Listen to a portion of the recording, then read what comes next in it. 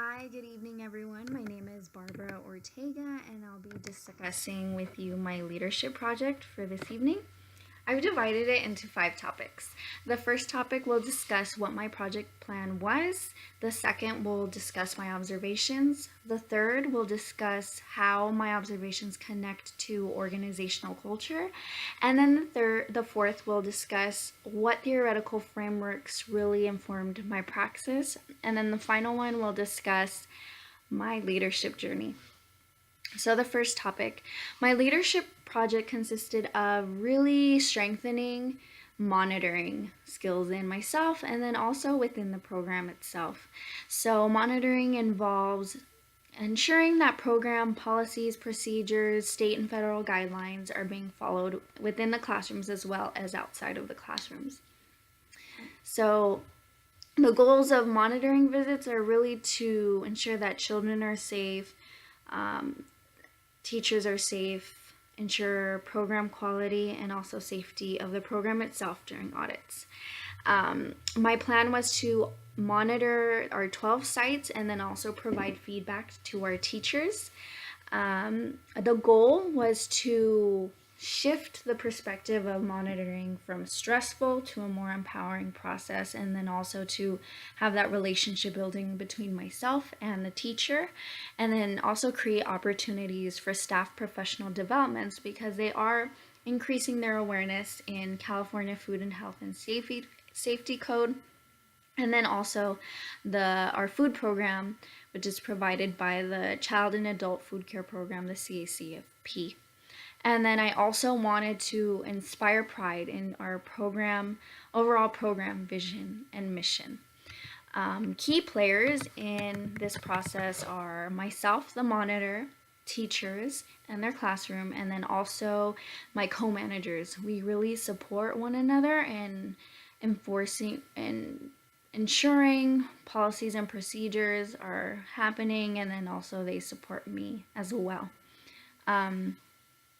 Some risks I identified are teachers being resistant and then also the lack of time. Teachers would be resistant due to enforcing any policies and procedures that weren't enforced before, and then also lack of time due to spontaneous events that occur, such as an emergency, that really take away the resource of time, and then also my mental energy, which really takes away from providing the support needed by teachers in their classrooms.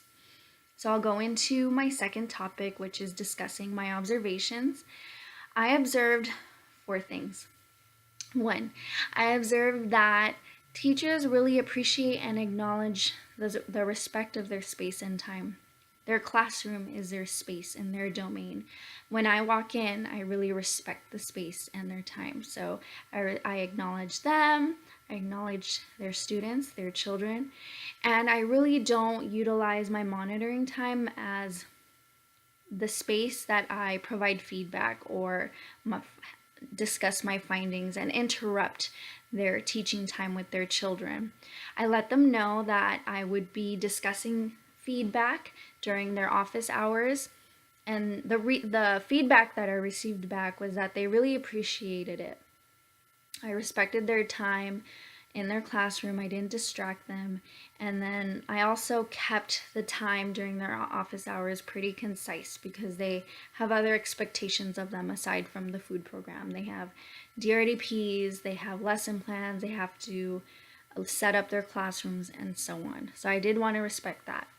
2, I noticed that there are different expectations of leadership between 2 groups, veteran teachers and then also newer teachers.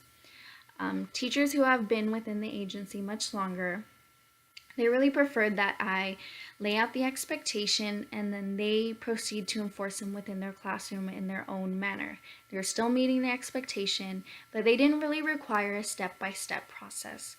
Newer teachers needed more guidance. They needed a step-by-step and more consistency in a dialogue, and which is not bad. I just did notice the difference.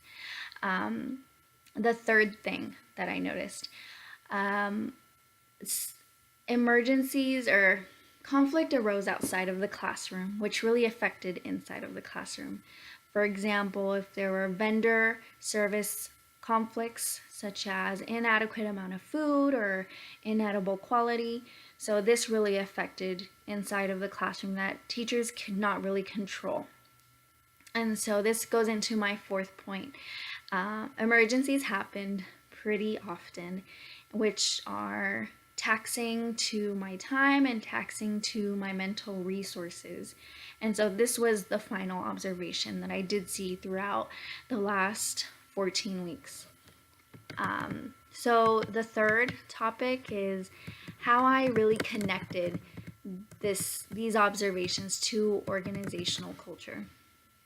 So what I did notice is that pretty much 99% of our program, our staff members are women. So the culture itself, femininity versus masculinity, masculine settings really thrive off of achievement, goal-oriented, are more assertive, versus feminine settings are more nurturing, relationship building, more social. And I felt that this really aligned to my goals in leadership. I really wanted to have that relationship building where I'm really not sure how it would have played out in a masculine setting that really thrived off of assertiveness or goal achievement. So I think my leadership praxis would have been more different in a feminine, such a strong feminine setting versus masculine setting. The second, I did notice that there was a difference in even subcultures, so veteran teachers versus newer teachers, and what they preferred and how they ran their classrooms. So I did align my leadership to them and made those accommodations.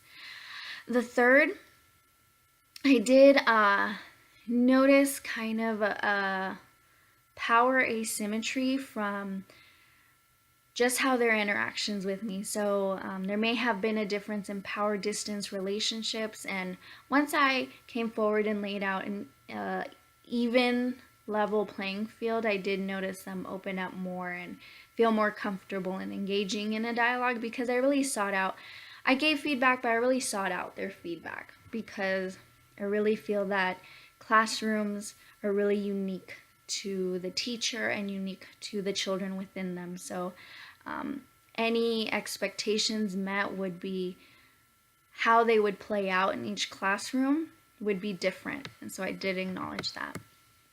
And so I'll go into my next topic, which theoretical frameworks informed my praxis. I really felt that Covey's 4 conditions for empowerment, win-win arguments, accountability, self-supervision, and systems of structure really informed my praxis. The one that most resonated with me is accountability, which they all really intertwine one another, but accountability really informed my praxis, because I felt that setting the expectation, but also setting my expectation. So informing them, this is also the expectation you can set for me, and this is also the expectation you can set for the whole program itself. I thought it was really empowering, because they know what to expect as well, and really hold me accountable to it, and also hold accountable to what the program should really look like.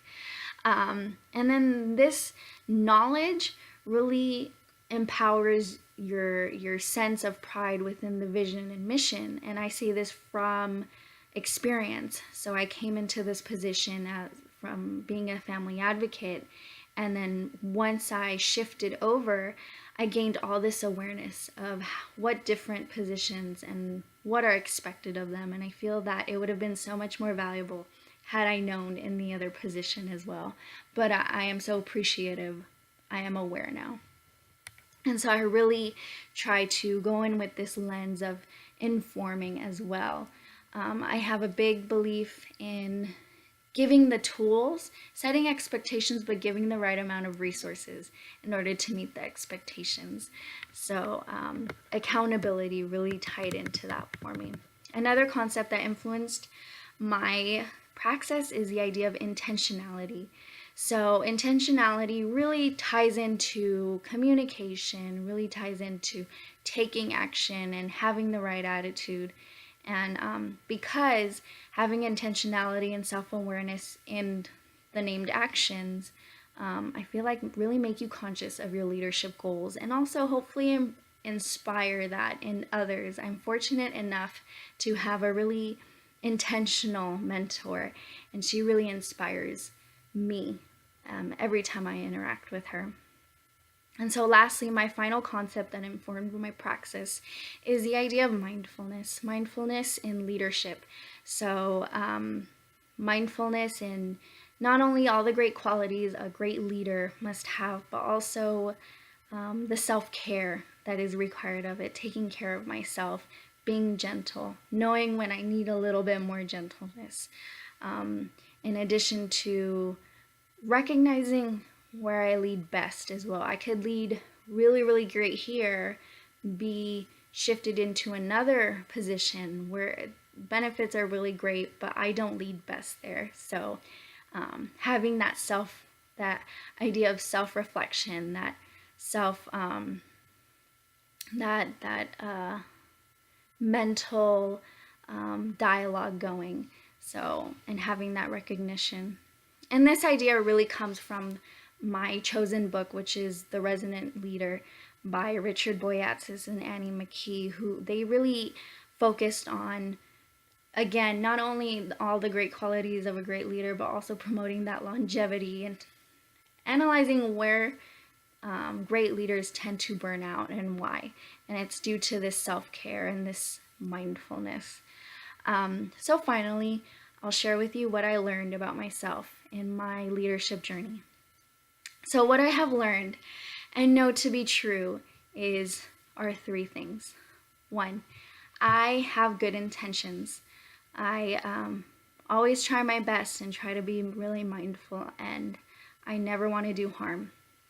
Two, I enjoy this process of learning about myself, even in conflict, and no matter how uncomfortable it is, I'm enjoying this. And three, I want to continue being a great leader, grow to be a great leader, and also be a consistent and mindful leader. And this concludes my presentation. Thank you for listening, and I hope you have learned many things to be true about yourself in your leadership journey.